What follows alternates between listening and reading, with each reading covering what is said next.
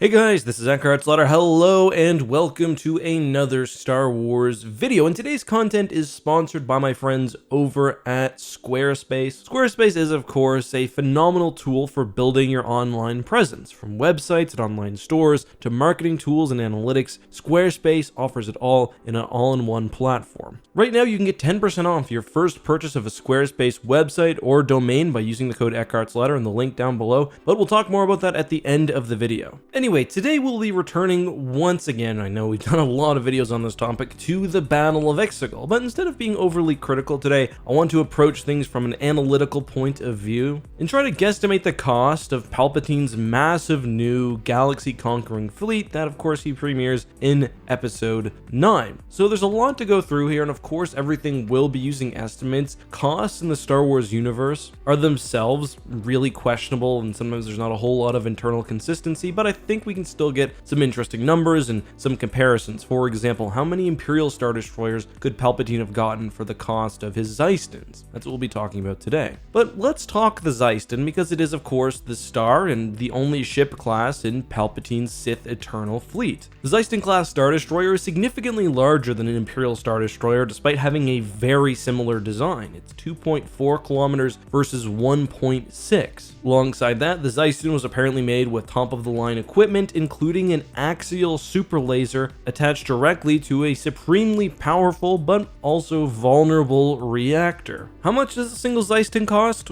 Well, I think it makes most sense to compare it to an Imperial Star Destroyer, not only because the designs are so similar, but also because the Imperial Star Destroyer is one of the most ubiquitous ships in Star Wars, and it's a good point of comparison for the rest of the universe. Alright, let's start with overall size, because as I mentioned, the Xyston is larger than the ISD. One thing that's sort of helpful about what I've called the lazy design of the Xyston is that it does maintain all of the proportions of the Imperial One. And it is exactly 1.5 times the length of that ship, so presumably it's nearly 1.5 times the width and the height as well. That being said, that doesn't mean we can't just make the price 1.5 times larger, because a ship is a three-dimensional object, and when you increase the length of sides, you are increasing the internal volume by much more than 1.5 times.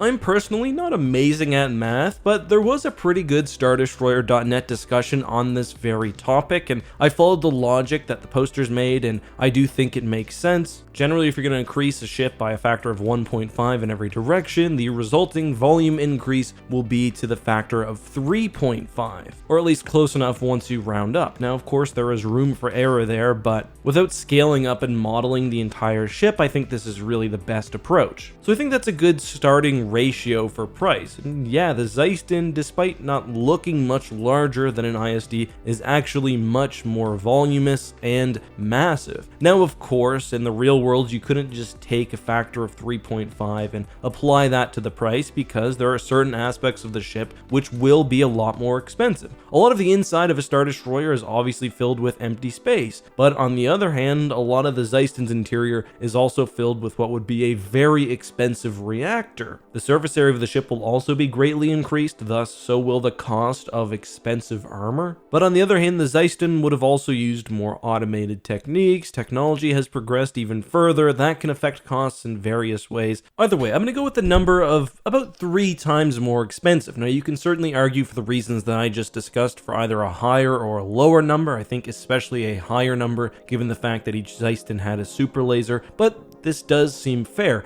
And it's also comparable to the price increase between a Victory Star Destroyer and an Imperial Star Destroyer, although to be fair, there's actually a larger difference in size in that case. Now, of course, Palpatine wasn't actually writing checks. The Sith Eternal were probably using resources they had available to them, and slave labor or machines or whatever else, but you can still assign a value to labor and to materials, which is what we're doing here with the 3 times ratio. Now, just for reference, a single Imperial Star Destroyer in Legends and Canon has a cost of 150 million credits. That number is nice to know, but I don't think it's ultimately very important, and I'll make most of my comparisons in this video to the Star Destroyer base, because it is one of the most ubiquitous ships in Star Wars and is a good point of comparison. Alright, so we have one part of the equation. A single Xyston is 3 times as expensive as an Imperial Star Destroyer. What about the other part? How many Xystons were there? That is also complicated. If you look at the Star Wars Wikipedia page for the Battle of Exegol, they give a number of about 1,080, and as far as I can tell, that's based on an interview with some people from ILM where they said in a scene there was 1,080 rendered. That being said, I don't think that they would have tried to render every ship possible. I think there's some implied to be outside of the scene, given the fact that the fleet sort of goes endlessly, and what's more, that number is inconsistent with other bits we've got in canon. The best example of a number actually comes from the Rise of Skywalker novelization, where in 2 occasions, the number of ships is given in the tens of thousands range. Upon first seeing the Sith fleet, Kylo thinks to himself that there's tens of thousands of ships, and later we get the perspective of a captain of a Xyston class, and they say that there are at least tens of thousands of ship captains. And tens of thousands, that puts the base at 20,000 ships. That is a lot. That alone is almost as many Star Destroyers as were in the entire Imperial Navy. And when you take the total cost, well, we're talking a lot of material and a lot of labor. General Pride also says that the new Sith fleet will increase the First Order's resources by 10,000-fold, and furthermore, in a new reference book by Pablo Hidalgo released in late 2020, he puts the number at thousands. So just to be sort of conservative as I was with the ship cost, I'll put the total number of Xystons at 10,000. The basic number that we can get if we allow everything from the various books and reference material that I've discussed so far.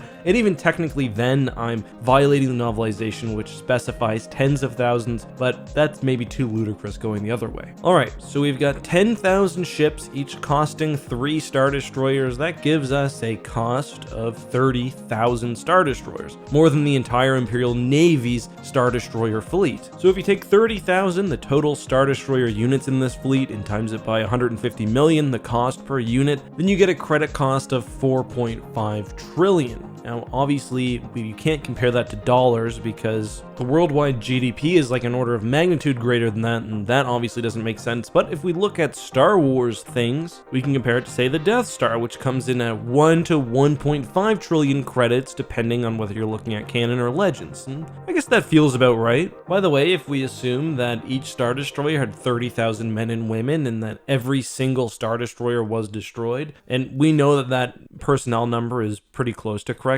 that gives us nearly 1 billion dead, 900 million on the Sith side alone. That's horrendous. Anyway guys, that's all I have for today. Let me know, did I mess something up? Is my volume and thus cost estimations of the Xyston reasonable? How many ships do you think the fleet had, and what would you have preferred Palpatine buy otherwise? And again, that could have been 30,000 Imperial Star Destroyers, 3 or 4 Death Stars. I look forward to reading your comments, but before we go, I do have a message from Squarespace. And first of all, thank you very much to Squarespace for being a huge supporter of the EckhartsLadder channel. This is the 2nd Squarespace sponsored video this month, and that goes a long way, especially when YouTube views are kind of down at this time of the year across the website. As I mentioned at the top of the episode, Squarespace is a phenomenal tool to build your online presence. And I'm not just talking simple websites, because Squarespace offers a ton of unique features to make your website your own. For example, if you've got some stuff you'd like to put behind a paywall, maybe to members only, you can do that with Squarespace and generate content to support whatever you're doing. Or if you're someone like me with a pre-existing online presence, you can have Squarespace connected to all of your social media accounts so that you get generated content automatically on your website. Of course, you can also use the analytical side of Squarespace to measure your traffic, your unique visitors, where your traffic is coming from, basically everything you would expect right at your fingertips. Right now, you can go to squarespace.com for a free trial, and when you're ready to launch your full website, go to squarespace.com/EckhartsLadder to save 10% off your first purchase of a website or domain. That link will be down in the description, as will be the code EckhartsLadder. Use all of that, get yourself a website and domain, and get yourself out there. But thanks to Squarespace for sponsoring today's video, and thanks to all of you for watching this far. Until next time, have a good one, be safe, and may the Force be with you.